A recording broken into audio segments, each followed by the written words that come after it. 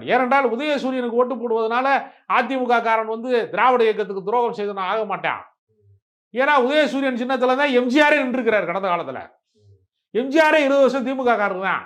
அப்ப திமுகவின் கோட்பாடுகளை அப்படியே வந்து ஏற்றுக்கொண்டு தலைமையை மட்டும்தான் நீங்கள் வந்து எம்ஜிஆர் என்று ஏற்றுக்கொண்டவர்களை தவிர மொழி கோட்பாட்டிலே அவர்களுக்கு இருமொழி கொள்கை தான், ஆங்கிலமும் தமிழும் தான். இந்தியை ஏற்றுக்கொள்வதற்கு எடப்பாடி பழனிசாமி சொல்வதற்கு தில் இருக்கிறதா? என்ன அடி? அதாவது ஒரு கட்சியை நடத்துவதற்கு நிர்வாக கட்டமைப்பு மட்டும் போதுமானது அல்ல, பொருளாதார கட்டமைப்பு மட்டும் போதுமானது அல்ல. ஒரு கட்சியை வந்து வழிநடத்துவதற்கு ஒரு கோட்பாட்டு அரசியல் வேணும், ஒரு கொள்கை அரசியல் வேணும். தலைவன் மாறுவான், தர்பார் மாறும், தத்துவம் மட்டுமே அச்சய பாத்திரம்னு கண்ணதாசன் சொன்னார். தத்துவம் என்பது கொள்கை தான். அண்ணா மறைந்தார், அதோடு திமுக அழிந்து விடவில்லை. அண்ணா பல தம்பிகளை உருவாக்கினார். அந்த திராவிட இயக்க சித்தாந்தம் தெரிந்திருக்கக்கூடிய ஆற்றல் மிக்க அறிஞர்களை உருவாக்கினார். அதிலே ஒருவராக கலைஞர் அந்த இயக்கத்துக்கு தலைமை வைத்தார். கலைஞர் மறைந்தார், கலைஞரோடு அந்த கட்சி காலாவதியாகவில்லை.